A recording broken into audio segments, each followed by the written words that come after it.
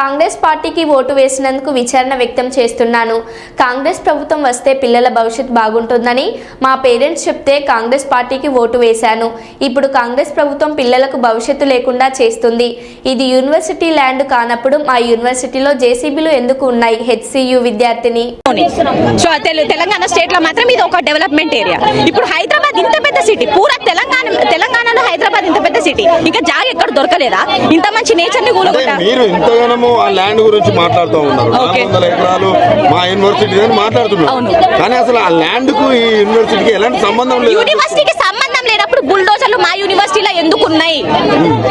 యూనివర్సిటీకి సంబంధం లేదు. 400 ఎకరాల్లో ఉన్నాయి. మా యూనివర్సిటీ అండి, మేమున్నది అది మా క్యాంపస్ లోపల ఉన్నది, మా కంపౌండ్ లోపల ఉన్నది. అది ఏమంటున్నారంటే ఇది ప్రజల ఆస్తి, ప్రభుత్వ విజయం, మేము కోర్టులో కేసేసి కొట్లాడి గెలుచుకున్నాం. అప్పుడెప్పుడు ప్రైవేట్ సంస్థ కేటాయించిన 1974 యూనివర్సిటీ ఎస్టాబ్లిష్మెంట్ అయింది.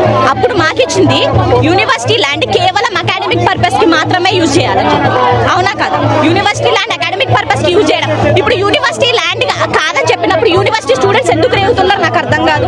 ఇప్పుడు పెయిడ్ ఆర్టిస్టులు వాళ్ళందరూ చేస్తున్నారంటే మీకు మీడియా కలో లేదు.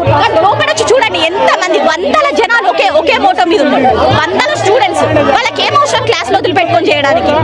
అంటే ఇప్పుడు ఈ గేట్ల మధ్యలో ప్రొటెస్ట్ చేయడం అంటే ఈ మాత్రం స్వేచ్ఛ, ప్రొటెస్ట్ చేసుకునే స్వేచ్ఛ లేదు తెలంగాణలో. ఏం చెప్తారు?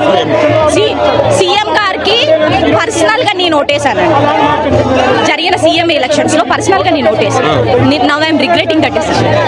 ఎందుకంటే ఆయన మాకు మా పేరెంట్స్, మా ఫ్యామిలీస్ చెప్పింది ఏంటంటే కాంగ్రెస్ పరిపాలన వస్తే పిల్లల భవిష్యత్తుకి, ఎంప్లాయ్మెంట్ కి వాళ్ళు ఆలోచిస్తారని చెప్పి. అది ఇక్కడ పిల్లల భవిష్యత్తుని తీసేసి వాళ్ళు కట్టుకునే డెవలప్మెంట్ ఎవరికి ఉపయోగం అండి? ఇప్పుడు స్టేట్ భవిష్యత్తు బాగుంటుందని కాంగ్రెస్ కోటేశారు. మరి ఇప్పుడు ఎలా ఉంది? ఇప్పుడు రిగ్రెట్ అవుతున్నా నేను ఆ డిసిషన్ ని రిగ్రెట్ అవుతున్నా నేను.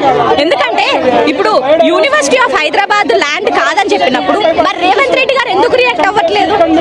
ఇప్పుడు రియాక్ట్ అవ్వచ్చు కదా, యూనివర్సిటీ పక్క ప్రూఫ్స్ తో ఉండొచ్చు కదా. మీరు కూడా మొత్తం ఏదో కొన్ని ప్రతిపక్ష నాయకులు ఫేడ్ బ్యాచ్ అట్లా కూడా వార్తలు వినపడుతున్నాయి. స్టూడెంట్స్ అండి మేము